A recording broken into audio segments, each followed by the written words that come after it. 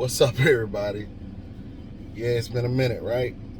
I want to say almost a year since talking shit and drinking coffee was, I ain't gonna say debut, but since the last show at least, with me and my co-host Kelso. Well, people, I got some good news for you. In the month of June, we will be coming back with the show, TS&DC. Yes, it is official. We will be back. I had a conversation Friday night, which was May 22nd, with my co-host, Kelsey Murray, aka Kels. And we decided we are going to come back. Yes, we are going to come back, and we're going to be in full swing of things and give you we're going to try to give you guys a 5-day-a-week show. We're going to try, but we both have, demanding schedules outside of, doing production for the show, things of that nature. Shout out to my producer, Bone. Shout out to my producer, Dino Brown. Hold your head up, brother. You be home soon, my boy. Yeah, we have decided to do the show again, man. It's time. It's a lot of stuff going on, and a lot of fans keep reaching out, saying, hey, when you gonna do the show again? When you gonna do the show again? So, I think it's a great time for podcasters all over, whether you're on YouTube, whether you're on Patreon, whether you're on Instagram, whether you're on Facebook, whatever platform you're choosing to get your message out. This is a great time for us and like minds to get your voice out. It's a lot of stuff going on, and it's not about who got the biggest numbers and who got the biggest sponsors, and it's not about any of that, if you ask me. What it's about is giving the purest and the most honest conversation you can possibly muster up about things going on, because people here in America, man, we're in some turbulent, peerless times, man. And if you're not seeing it, if you're not stopping to, see pay attention to what's going on, man, you just sort of floating through, and that's not good. Especially if you're a person of my color, of my melanin, my people, black people. We can't ignore. We never have been, and we definitely can't do it now. We can't ignore what's going on. You know what I'm saying? It is imperative, absolutely imperative, that we buckle down and figure out what to do. Because I'm gonna tell you, whereas we might be all right, meaning our generation, which I'm 38, and so from I'd say 30 and up, we might be okay, as far as the mental strain, these times are bringing upon people. Physical is only 10% of the battle. Physical is only 10% of the battle. And I'm a man of God, so with the mental is actually the spiritual, believe it or not. So if 10% is of your physical, that means 90% is of the physical and the mental, which they are intertwined, believe it or not. And some of you may call me crazy, like, man, this nigga talking crazy, but it's absolutely true.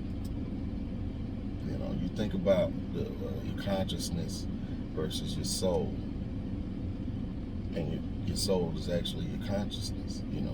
You being awake and you being able to decipher what's right and wrong, whether to make this right turn, whether to make this left turn, whether to go forwards, whether to go backwards. That's your soul speaking. You know what I'm saying? So right now, people, is the time for us to really dive into what's going to get us better. And if you ask me, Walt P, what's going to get us better is depending on the Lord. Depending on the Lord, calling on the name of Jesus, and really embracing, these times that we're living in, all the last days. We are living in the last days, people. Men will become lovers of themselves. Mothers will turn against daughters, and daughters will turn against mothers. We're in them times right now. There will be wars and rumors of wars. We're in them times right now, people. Look what's going on in the Middle East. Look what's going on right here in our backyard, in our front yard.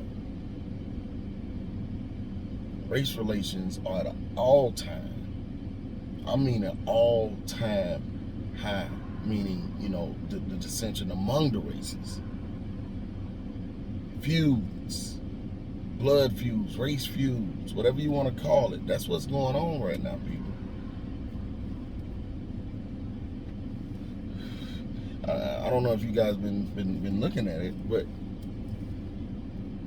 Asians and black people are coming to blows right now.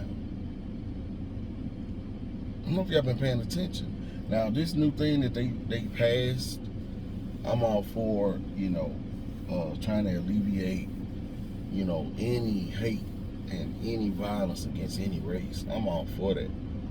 But come on, let's be honest.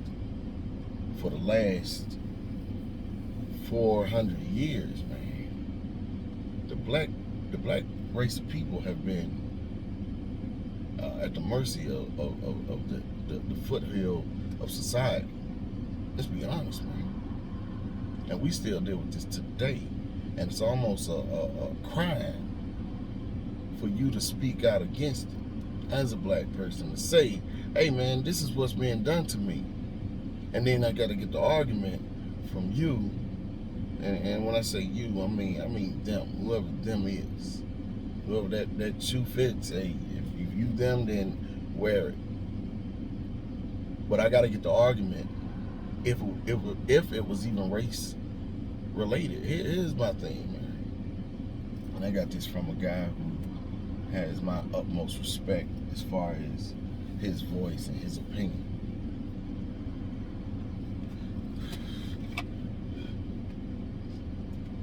Race.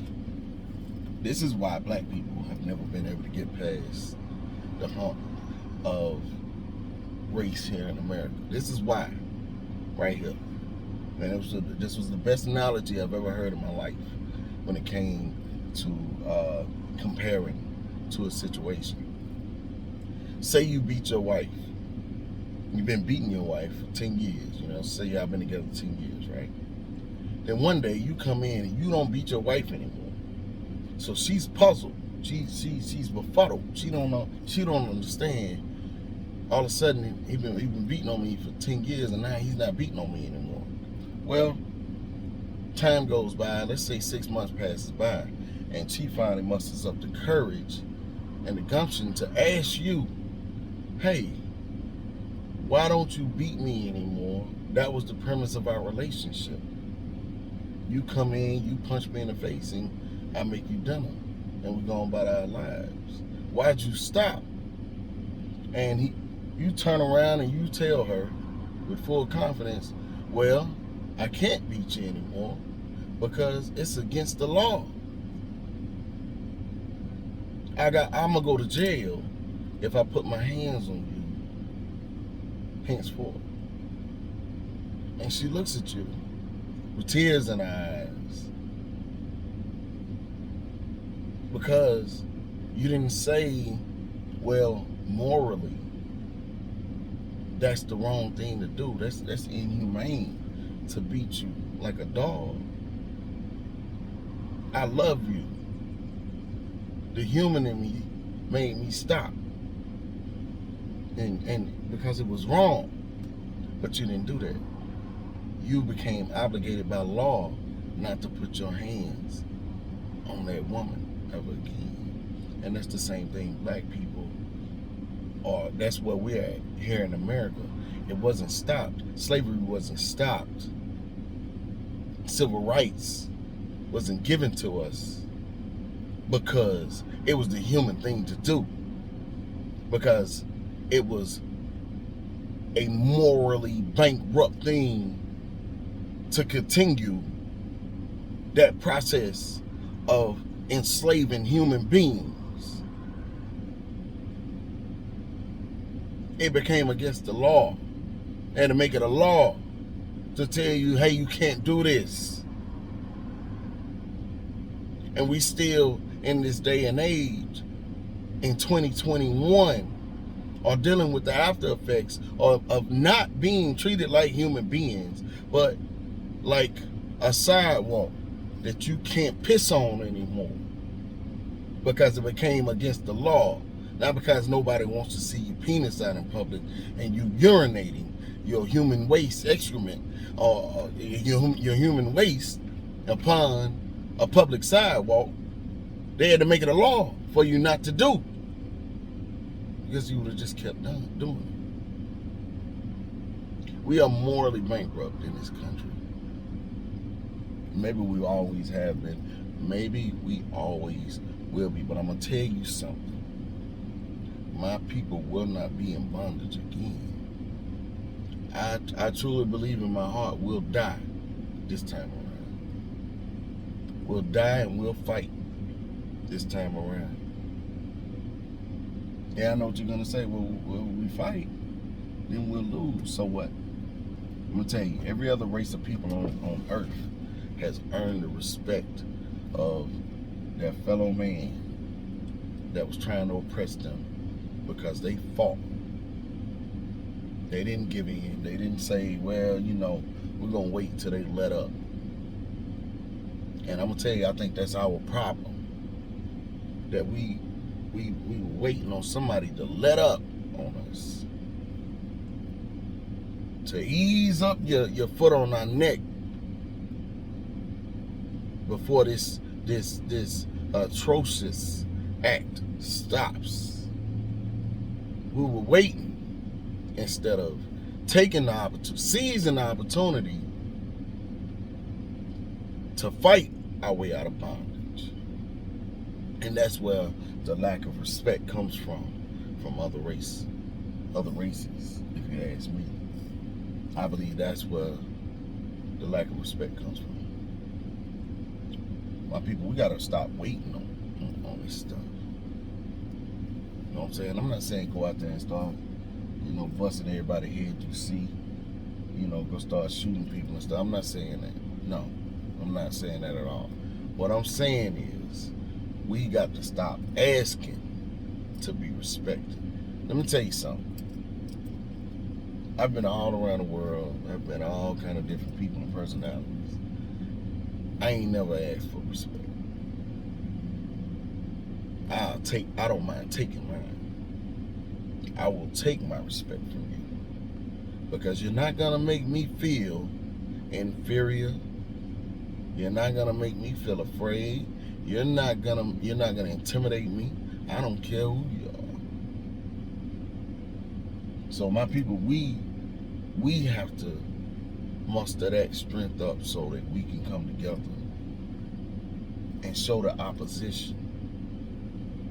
And I'm gonna tell you something. The opposition ain't always the white man. The opposition ain't always the Asians. It ain't always the Mexicans. It ain't always another race of people. It's anybody that is trying to keep you on a level to where they suppress your well-being.